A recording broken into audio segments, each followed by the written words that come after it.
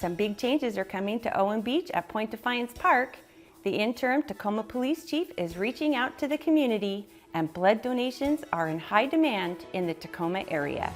All that and more coming up next on Tacoma Report.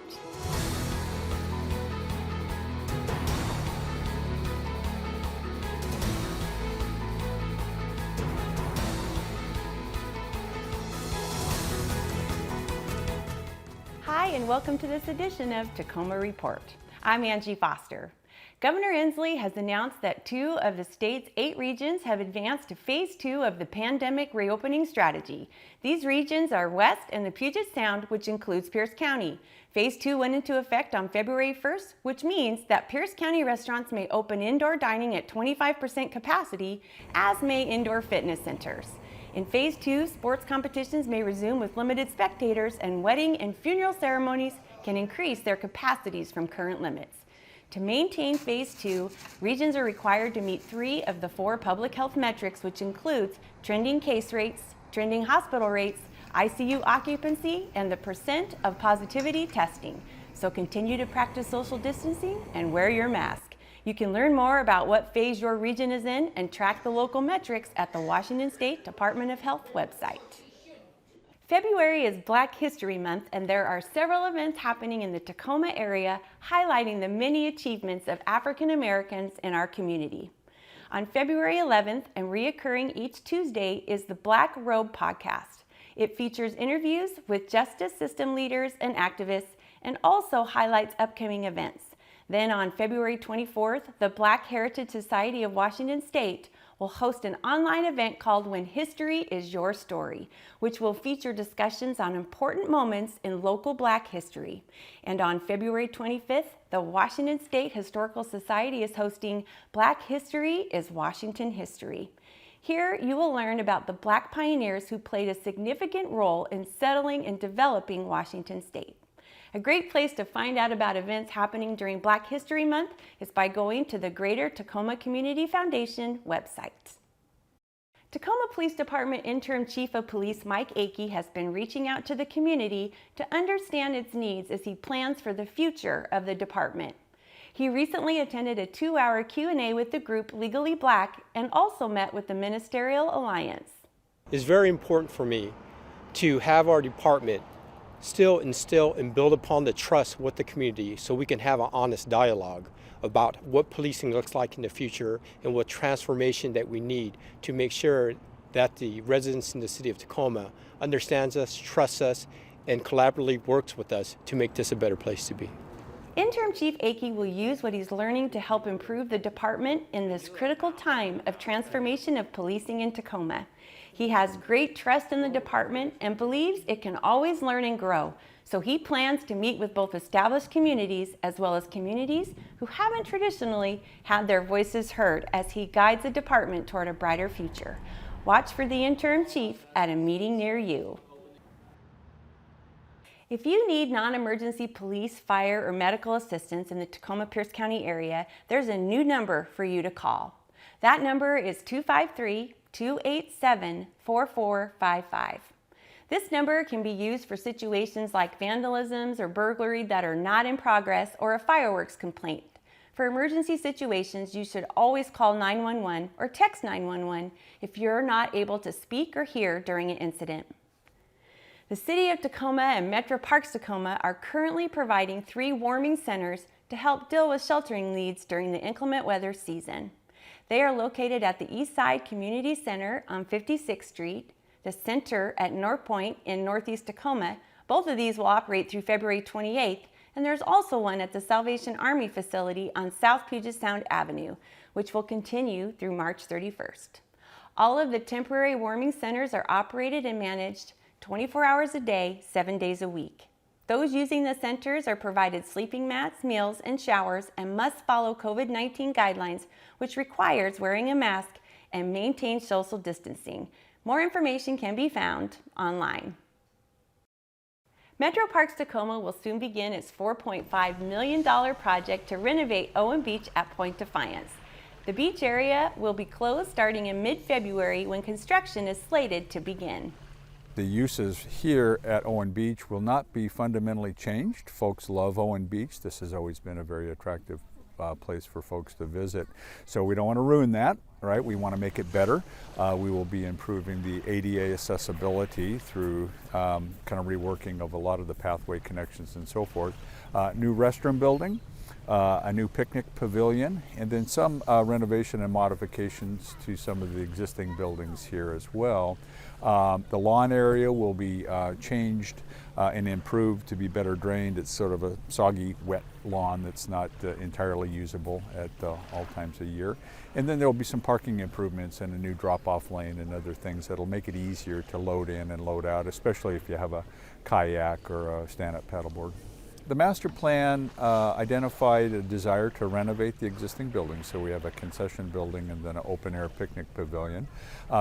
These buildings will remain on site. They will continue to function. We will be adding a new picnic pavilion and a replacement restroom building, but they will be located further upslope, a little deeper in the site.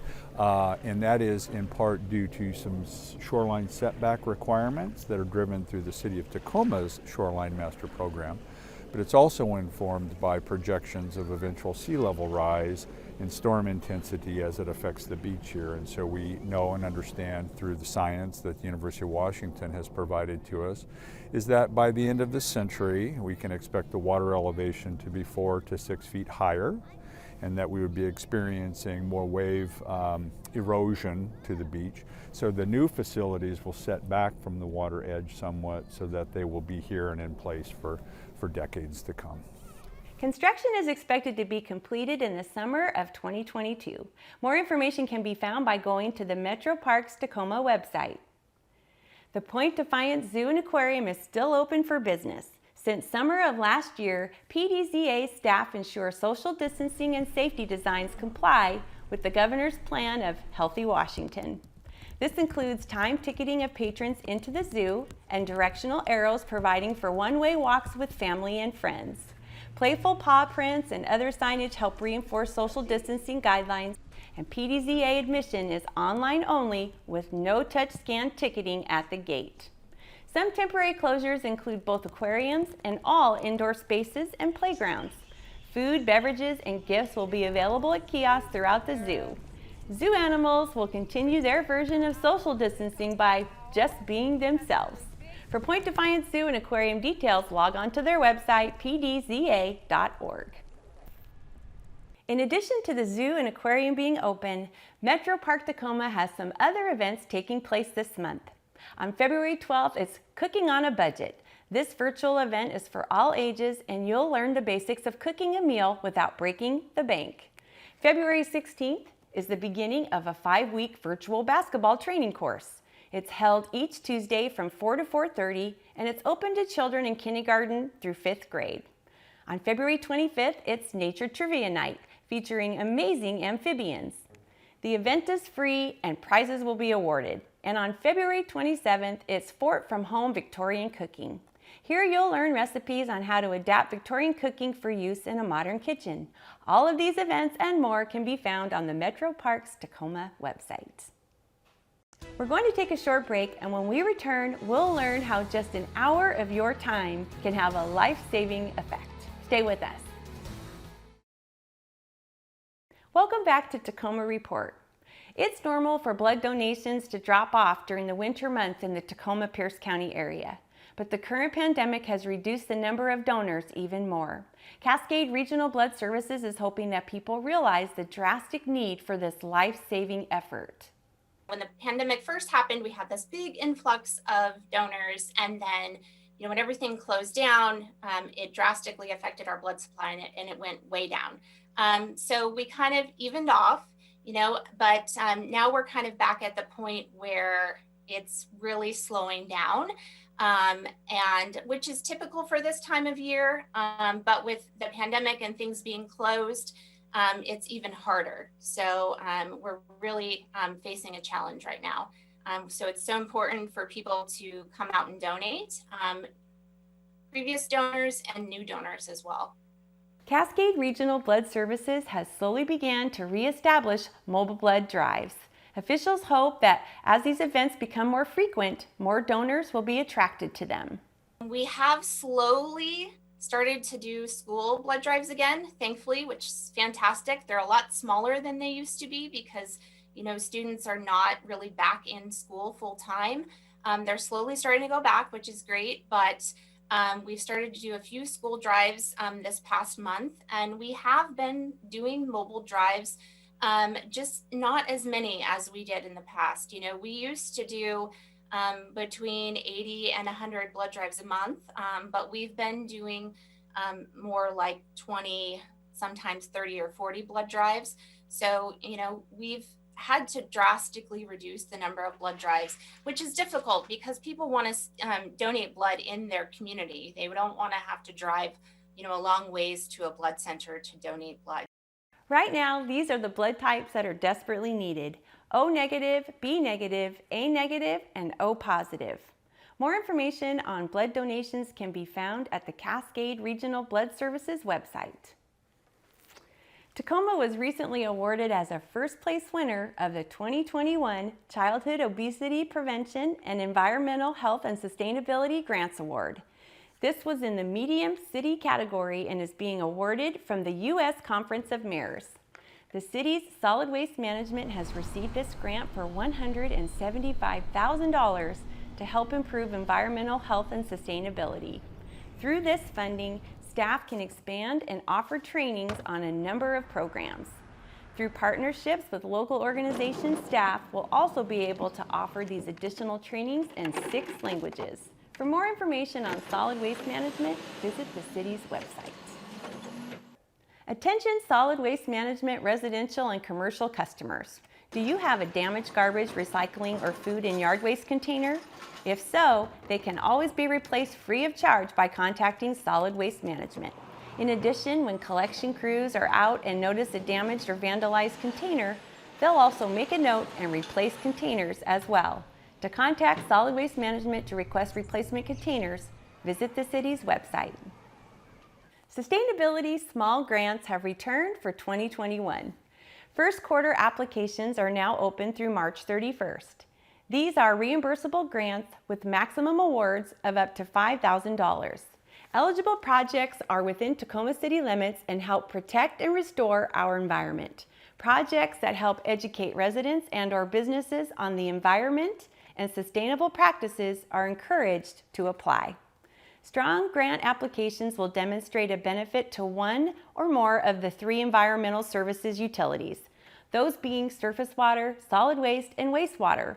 To find out more or to apply today, visit the city's website.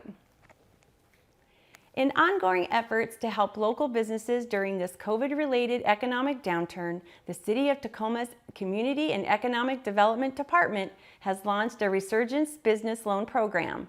This low-interest loan program is made possible by a revolving loan fund award of over $1.1 million to the city from the U.S. Economic Development Administration. Through the Resurgence Business Loan Program, applicants may request to borrow up to $25,000 and won't have to make a payment until 2022. Neither collateral nor equity is required. Details are available at makeittacoma.com. And finally, due to COVID-19 restrictions, the annual Destiny City Film Festival will take place virtually this year beginning February 26th and running through March 7th. This is the 8th year of the festival, which highlights independent filmmakers. 39 feature and short films from 10 countries will be shown this year, including 7 from our very own Washington state. To view this year's lineup and purchase passes to the event, go to DestinyCityFilmFestival.com. That's all the time we have on this edition of Tacoma Report. A great way to find out about the services the City of Tacoma has to offer is by going to cityoftacoma.org. Until next time, I'm Angie Foster. Thanks for watching.